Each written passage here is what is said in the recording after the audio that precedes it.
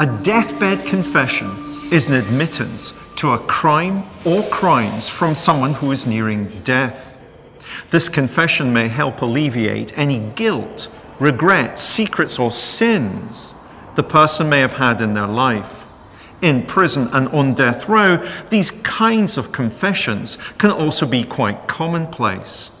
But for some, they become simply an opportunity to have the last word and assert their control over their captors and their victims' families. In 1989, one of the most infamous serial killers in history was facing the electric chair. Convicted of the murders of 20 women in 3 separate states, a geographic transience that would initially allow him to evade capture, he was charming, handsome, and educated, the very personification of a lady killer. In his final days, he granted a series of interviews with detectives, claiming he was about to reveal the locations of many other victims. What followed was a game of cat and mouse, where fact and fantasy merged. Who is this serial killer who played mind games until the very end? Theodore Robert Cowell, or better known to you and me as Ted Bundy.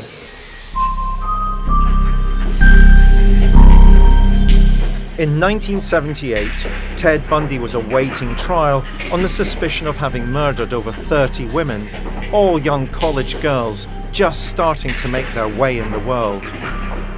Whilst on death row, he'd eventually confessed to the crimes, but these confessions would all become part of the killer's twisted game plan. He's what you find when you travel out to the edge of human depravity.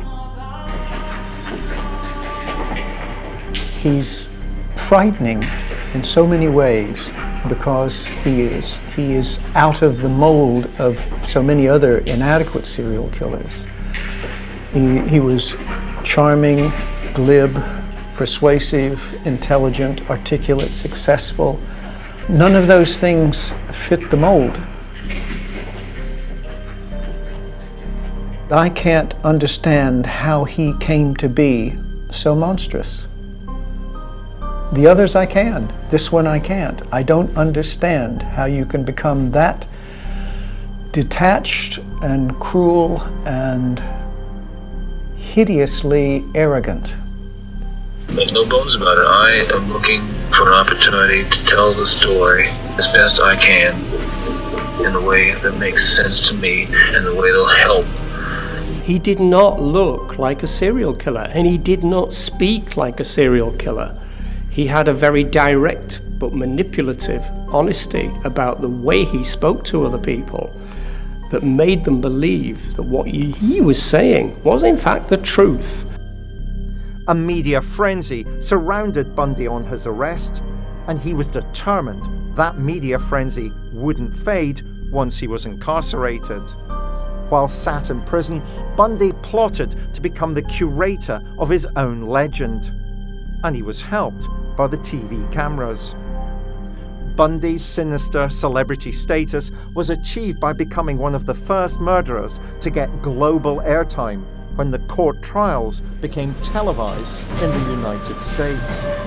Electing to defend himself, he turned the courtroom into a stage. His quick mind and good looks made him the first superstar serial killer. However, Bundy's court antics failed to win the jury over, and he was sentenced to death by electrocution. In representing himself at his murder trials, Ted Bundy is the star of the show. Center stage. Everybody else is nothing. He's on television. World news are watching him.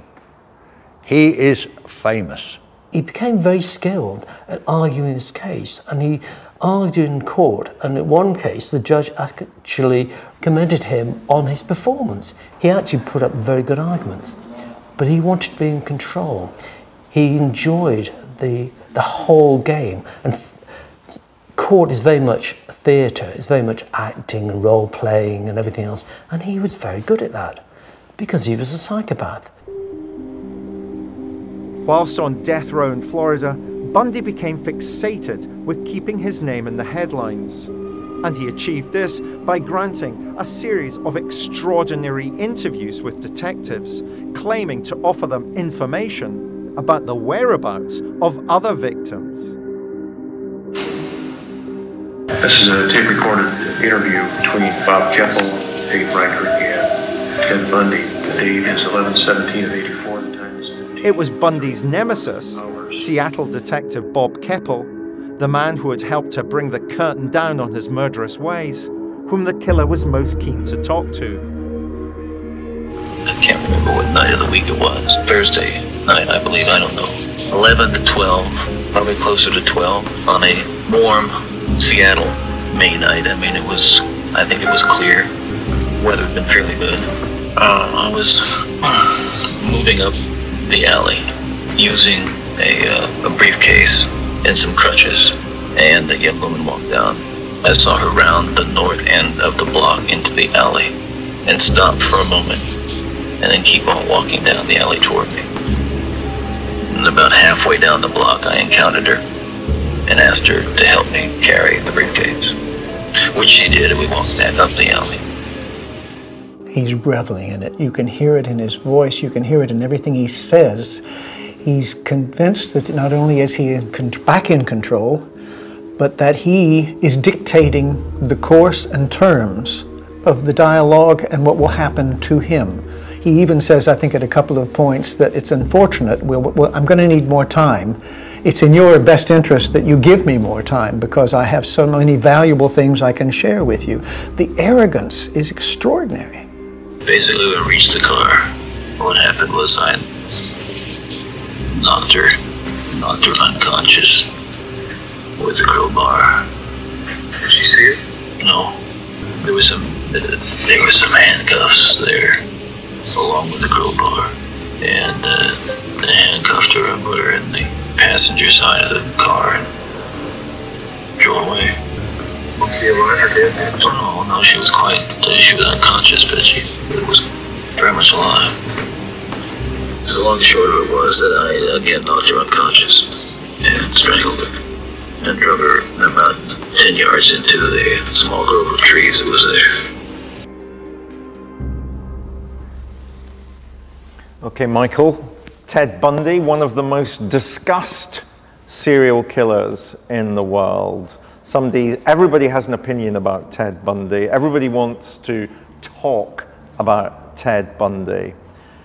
And I think what's interesting for me is that he's talking about Ted Bundy in a very particular set of circumstances. He's on death row and he's trying to buy time to stave off the execution. Did you pick up a number of places where he's trying to provide detail but not really provide detail? But that's a common mechanism for many serial killers, that they'll only disclose information when it's to their advantage or to their benefit. And again, they'll engage in game playing, that they'll offer a little bit, but actually it could be a red herring. So they're wanting to play with the authorities in terms of information that they give. They're wanting to play with the authorities in terms of time. They're wanting to seem to cooperate, but not really. And it's all on their terms. Up until this point, Bundy had been vague about his modus operandi and what he had done with his victims' bodies. All of that was to change. Up to that dirt road, beyond the grassy area. I'll try to trace it here on a piece of paper. How about that? That might help a little. I'm working from some pretty old memories. Well, let's do it this way. Here's the grassy area. Here's the road coming up, trees to the northwest of this grassy area. Before being placed on death row, Bundy had divulged details of his crimes and his thinking, though he spoke mostly in the third person to avoid what he described as the stigma of confession. The details that he recounted to investigator Dennis Couch were amongst the few that would lead to the discovery of possible body parts belonging to his victims. However, when he granted an audience to Seattle investigator Bob Keppel, Under the guise of a confession, it would become clear that Bundy had something else on his mind, using the promise of new revelations to buy more time and stave off an execution. What happened was I knocked her unconscious with a crowbar. There were some handcuffs there, along with the crowbar, and I handcuffed her and put her in the passenger side of the car and drove away. Classic signs of psychopathy are a lack of any empathy, a lack of any guilt. He never expressed any guilt for his crime. You find that they role play emotions, they act out emotions, but they don't really feel the emotions. They know how to get other people to respond to them. They're often very socially skilled, often quite bright, so they're intellectually able to argue, they're able to convince people what they want to do, quite simply by not having any involvement in their emotional level. It's purely goal-orientated. I want this, this and this, that's what I'm going to do. Ted Bundy created an image that was the very opposite of what people would imagine a serial killer to be. Stalking college campuses and student hangouts in his Volkswagen Beetle, the handsome, charming Bundy fitted in effortlessly. Every woman loves a bug, a Beetle, especially co-eds. It's an iconic motor car, a bit like the British Mini, and it wouldn't draw attention to anybody. You know, there are hundreds of them all around where he was living in Seattle at the time. And again, it was very convenient for him. It was cheap to run. If it broke down, it was easy to fix. It could go off-road, on-road, everywhere you like. The whole thing about the Beetle is it's innocent. He had a VW Beetle, and it became his most important prop, because not only did that car look modest and laid back, and of course reminded people of the film Herbie, and he used this Beetle to give the impression he was a very laid back, relaxed sort of character. Students loved it, it was appealing. If he turned up in a Rolls Royce, nobody would have trusted him an inch, but this was a guy turning up in a car like a lot of students drove themselves. Bundy's MO always centered on presenting himself as being wounded and vulnerable. One favored scenario would see him pose on crutches, arm in a cast, desperate for some help with his broken down Beetle. But more important than it just reminding people of the film Herbie, the trunk, the front trunk that you opened up, and if you took the wheel out and you left it like that, you could push a woman into there in one movement. And chillingly, that's exactly what he did.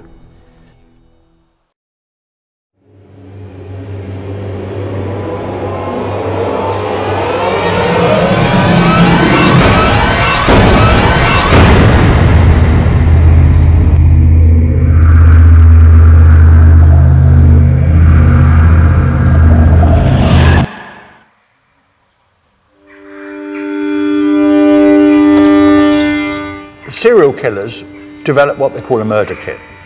Once they've killed once, they might think, well, next time I might need some more plastic sheeting because there's blood everywhere over my car. I might need another set of handcuffs. I might need rope. The part of the crime that successful serial killers give more thought to is the disposal of their victims' bodies. Bundy dragged his bodies into woodland, near ravines, off the beaten track, in forestry areas, to give him breathing space so he could get away as fast as possible, hoping that the body would be decomposed. Many of Bundy's skeletal remains of his victims had been scattered around by animals feeding off the remains. There would be a leg bone 100 yards away, there would be a hand somewhere else. The sanctity of the sites was paramount to him and allowed him to continue to exert power and control over his victims long after they had died. There was an attempt on my part, for example, to fill in part of the grave and then layer of heavy rocks over that. And buried over that to prevent the kind of animal destruction that can occur through something like something. Well, you were concerned about animals not getting to it, or? Well, yeah, not getting to it. Well, you could conceivably spread the remains around in such a way that it would not opposed to not good. Was she in any way dismembered? Was she buried whole? Or? Yeah. I mean, yes, we should find all of it. Here we've got some really interesting signature behaviors by Ted Bundy. The crutches and the briefcase. He's a very handsome young man. How does he use this particular signature to his advantage? To draw in his victims. He's very specific about what he's doing. He's very specific about who his victims are. He's very specific about his means of abduction. So this is a very controlled operator who knows exactly what he's doing, who's duping his victims into them thinking they're helping him, when in reality he's just wanting to abduct. And of course, what aids in terms of this particular signature is even the make of vehicle he uses. The VW Beetle has its boot at the front, far easier to push his unsuspecting victim into. So he knows exactly what he's doing, and he's designed the scenario to maximize the chances of him being successful in what he wants to do, which is to abduct young women. Bundy's favored hunting grounds were the vast open college campuses of America. There he would find an endless supply of attractive and intelligent women, exactly the kind of prey he sought out.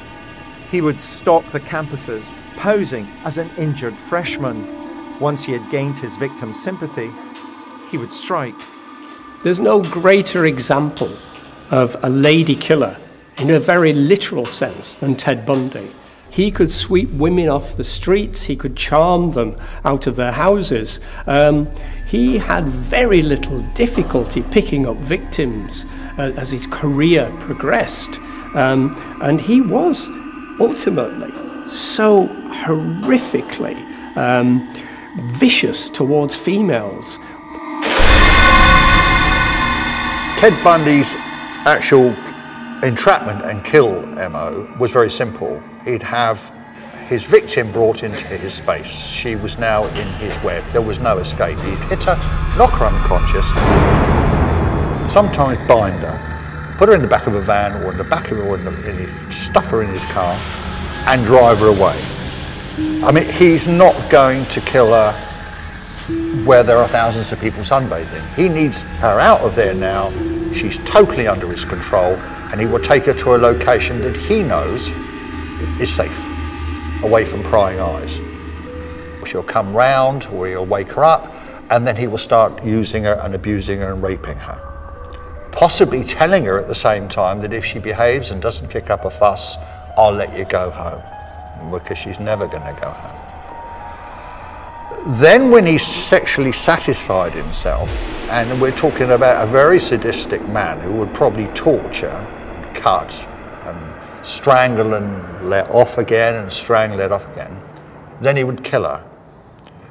And he would kill her by bludgeoning with a rock or a tree limb and smash the skull. Okay, I just said that the Hawkins girl's head was severed and taken up the road, 25 to 50 yards, and buried in a location about 10 yards west of the road on a rocky hillside. I've noticed with a lot of serial killers where the skull is very, very seriously damaged, it shows a hatred for women, an underlying hatred. It is smashing the part of the body up which has caused the problem. The mind, the head has caused the problem. It's a dark place to go, but that's what happened. He is smashing this up.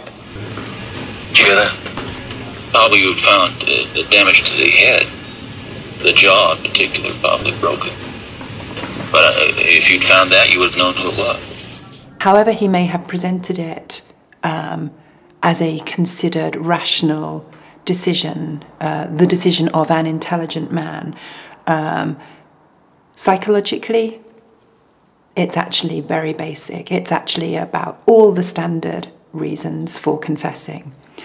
So actually, it's about him seeking to justify what he's doing. And we see this very directly in the way that he wants to talk to Bob Keppel, the famous detective, about the why, as he puts it. And Bob Keppel cuts him down straight away. He says, doesn't really help us knowing the why. Bob Keppel's very aware that that's the reason why Bundy is sitting in front of him. He wants to justify what he's done. I don't think anybody doubts that I've done some bad things. The question is what, of course, and how, and maybe even most importantly, why. To me, the why never caught anybody. I'm not trying to convince you, Bob, that you should be interested in the why if you're not. I think there are a lot of people are. I know I am. I think a lot of people are interested in why. People constantly will ask me, why? Well, let's talk about the why. We know that he's abducting young women. He talks quite a lot in these confessions about sex, sexual fantasy. He talks quite a lot about the girly magazines, girls wearing hot pants. This is somebody who's motivated in a classic serial killer way by sexual fantasy. He knows who he's targeting. He gets sexually excited by them. So sex is an element within his modus operandi. How does the interviewer know that the interviewee isn't simply going to dupe him? If you're the interviewer, then you're always assessing the quality and accuracy of the information that you're given. Do you think it's true? Does it match with other things? Or is it just superfluous? And the interviewee will want to know, actually, what are the questions you're asking? Why are you asking them? How relevant are they to what it is that you want to share? Are they helping you understand yourself? Because many offenders don't understand themselves, and actually through an interviewing process you can help them understand why they committed their offence if they want to know, if they have a blockage somewhere along the line. Bundy didn't target vulnerable women on the fringes of society, such as sex workers or runaways. He chose college girls in the prime of their lives. The reasons for him brutally killing these girls may be traced back to his earliest known rejections by the opposite sex. His first girlfriend was a beauty, long, dark-haired girl, extremely attractive, with wealthy parents. And she invited Ted to meet her father and mother, and like many fathers do, we all know this, the daughter brings the boyfriend home, and the father says, well, I don't think you're quite what you think you are, young man. I don't want you to see my daughter again. And Ted took a great affront at that. He was dumped by this girl who was going to be his arm candy, respectable arm candy for years to come, and she dumped him. And it was a slap in the face to Ted, who was trying so hard to become somebody special. And he harboured a grudge. And when we look at all of Ted's victims, if we were to put all the photographs on a piece of paper in a row, you would think they were all sisters.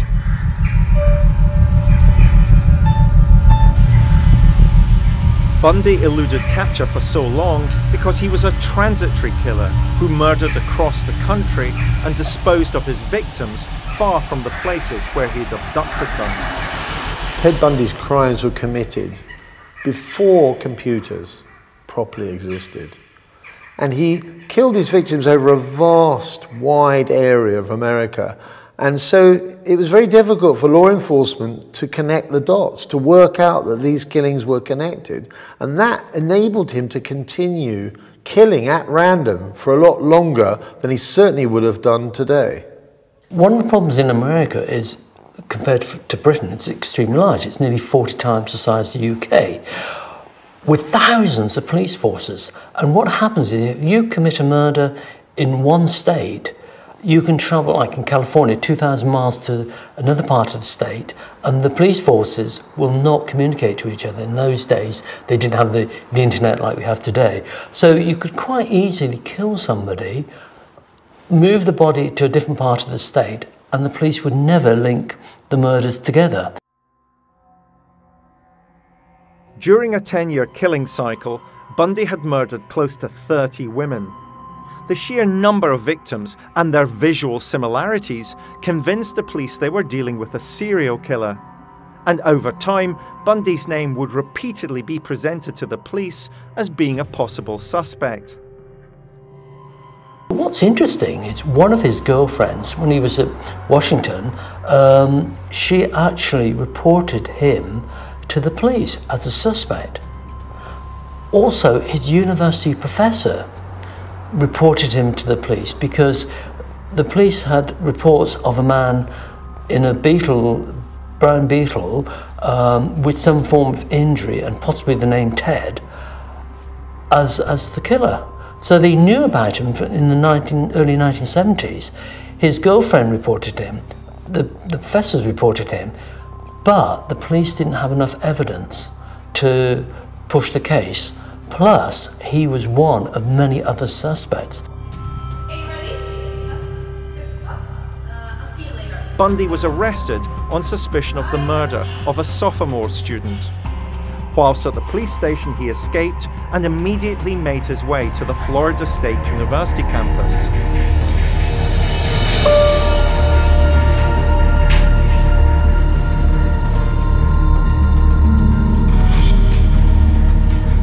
Where he would carry out his final deadly act, the frenzied bludgeoning of 2 girls.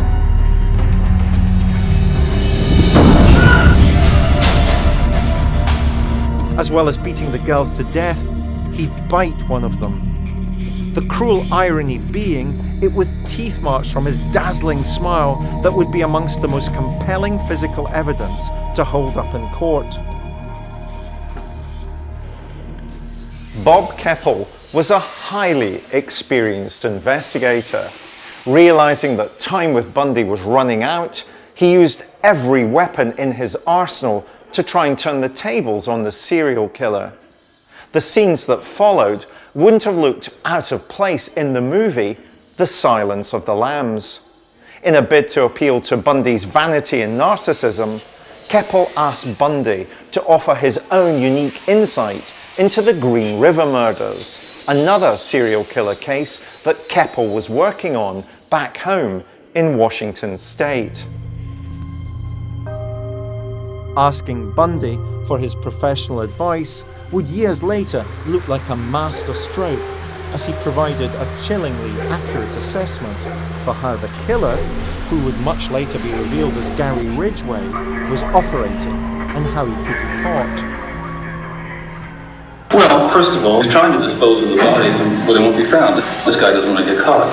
I think it's clear that over time you can see him, at least it would appear, that over time he's trying to improve his dump sites. He's trying to get better at disposing of his bodies. Bundy was killing in the same area, the Pacific Northwest. He had enough knowledge about the areas to give advice, and he actually did give sensible advice because he knew the kind of framework that Gary Ridgway was working in. It takes one to know one almost, and he was very good at doing that. What he's doing to Bob Keppel and the investigators is he's trying again to be this authority figure. Only I know what a man like that could do. I would think he would do this and he would do that because I'm an expert on this thing. I'm a sort of a student, if you will, on these sort of things. And he's watching the police lean towards him and listening and writing notes. And he's again, like in court, the star of the show. Let's say he's continuing to kill. Still in the Seattle area. We found these locations out here. Where would his next step be? Who knows? This guy is learning. He's trying to find the best way to dispose of his bodies he can think of. Bundy is able to help Keppel in identifying what the Green River killer, Gary Ridgway, may do, identifying correctly that he may be going back to the bodies. And this will have played absolutely perfectly into his self-conceptualization as the expert, as an expert, albeit that expertise is in serial killing. Nonetheless, to Bundy, that's what's significant. That's what matters to him, to his ego, is the fact that he's the professional, he's the expert, so he would have loved being able to help in this way. We've accomplished something here, but I don't feel like we've really joined heads on this thing. I don't know what you want to do. I know you've been on this case, so to speak, the Bundy case, for a long time. This is somebody whose life story, whose behaviour is driven by the desire to remain in control, to remain calm, to be competent, to show their efficiency, their effectiveness, all in a very understated, professional, carrying out a job type of way. And that's how he sees what he's done, and that's how he's trying to present himself very clearly in the confession context. And we see this both presentationally, in the way he speaks, the fluency, the articulate nature of the way he speaks. We see it in the way he tries at times to take charge of the interview situation. He's trying to reconstrue the confession scenario as a kind of business deal situation. We see him saying things like, well guys, I think we've achieved something here, as if they were working on a professional business project together. I'd like to ask one last question. One last one. When and where were you first murdered? Okay, one more question. We'll have to do that some other time. There is another time.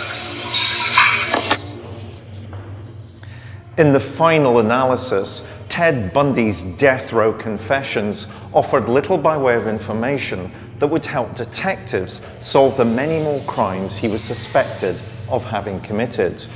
But what they clearly demonstrate is that up until their final breath, psychopathic murderers will do everything they can to create a stage from which they can continue to preach their dark gospel, with no thought whatsoever for the innocent lives they've ended, or the grieving families that they leave behind with so many unanswered questions.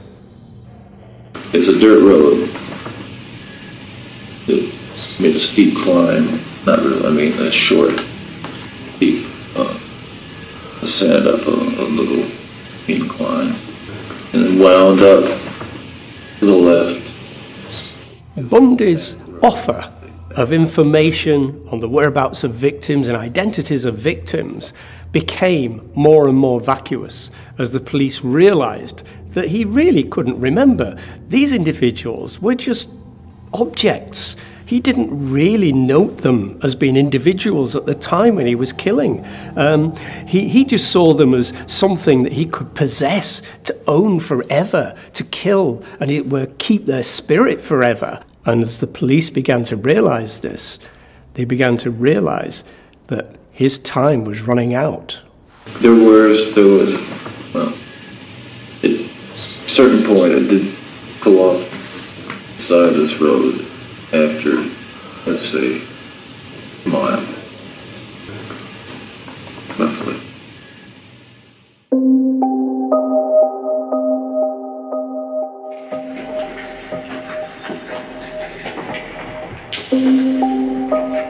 Bundy's last night, late in the evening, he was interviewed by Dr. Dobson. You'll notice that there might be a bang behind the door, and you see him jump. Because he knows he's going to be dead in the morning, but he thinks they're coming from him already, so there's a terror there. Quite frankly, the police are not interested anymore. They want a little bit of information. They want him sitting in that chair as fast as possible, and so do the victims next of kin.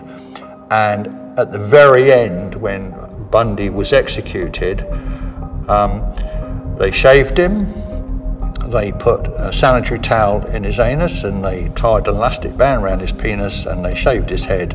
And you've got to remember that his human dignity is gone when he's shaved and he's prepared for execution. And that's when his whole psychopathology, his ego just collapses. And there he is, taken, staggering, and strapped down into an electric chair, terrified, because within minutes he's going to be burned to death.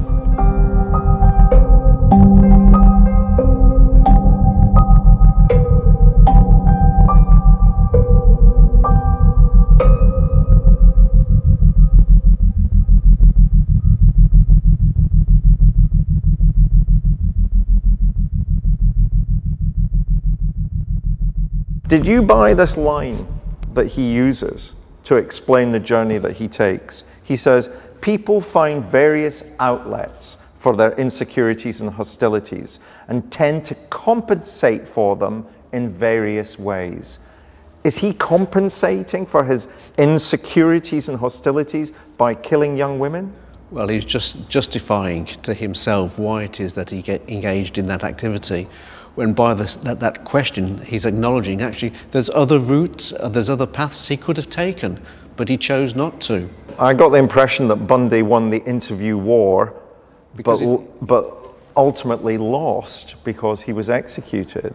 As he was always going to do. So it was always just delaying the process and actually getting the maximum benefit that he could seek and obtain from being interviewed by the authorities and game playing with them. So in a sense he extended his life, and in that he had the mental chess with the authorities. But ultimately he was never going to win, because actually the day of execution would come. Well, sure, yeah. I threw away the briefcase and the crutches and all that stuff. Yeah. And the crowbar, everything. Handcuffs, everything. I'd get mad at myself a few weeks later because I'd have to go out and buy another pair. I mean, it's not comical, but that's what would happen. One of the things that made Bundy so compelling to listen to was the fact that he was a natural-born storyteller. His way with words created a self-perpetuating myth that survives even to this day.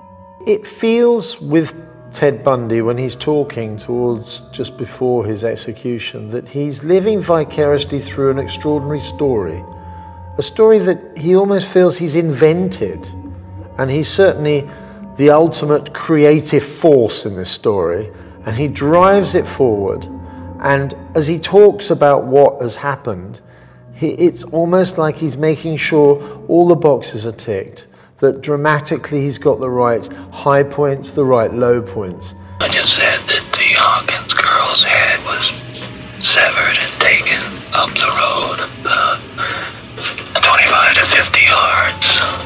That quiet voice he uses during a lot of the interviews, that's part of his performance. This is a guy who's found himself at the center of a drama of horrendous proportions, and he's milking every minute of that drama by showing himself to be this almost Oscar-winning actor, because some of his performances during these interviews are like that. They're like he's the actor pretending to be Ted Bundy.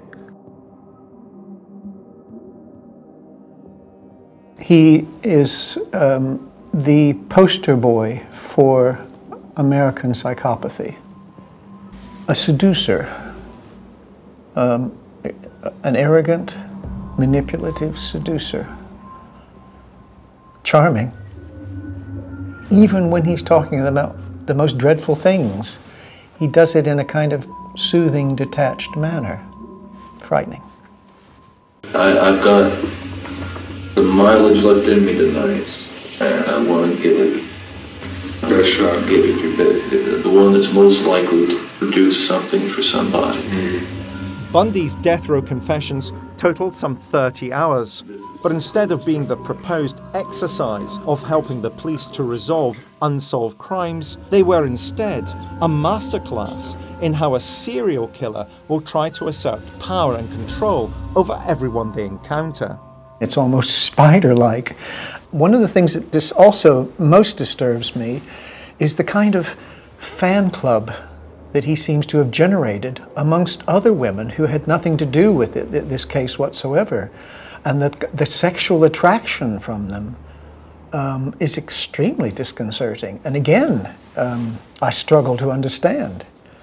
In terms of a kind of cultural subgroup, how extensive is it?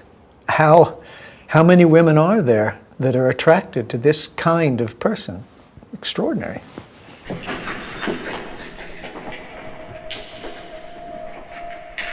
Bundy's legion of adoring admirers only chose to see the charming side of the seducer, not the murderer of innocent young women. But when the end drew near, his dark facade began to crack. As Ted Bundy's ploys began to fail, you began to see revealed behind this charming mask, this handsome mask, this superstar persona, revealed behind that, slowly but surely, was the psychopathic, uncaring person who had delivered deadly force towards endless numbers of young girls, and probably would have done forevermore had he not been caught. He was the all-American boy who turned the all-American dream into a living nightmare. There's a lot of romanticism around Ted Bundy. It's ludicrous. Let's not forget, he cracked his victims' skulls open, he raped them, he mutilated them, and then he buried them. And often didn't even admit where he buried them, which put their families through even more anguish. He was truly evil, even if he may have looked on the outside like a very decent, respectable, middle-class person. If you'd have seen the scenes of crime photographs and the terrible tragedies and the brutality of Bundy snatching and tearing away such beautiful lives and destroying families and the pain and suffering it's caused, if anybody deserved to be executed, it was Ted Bundy.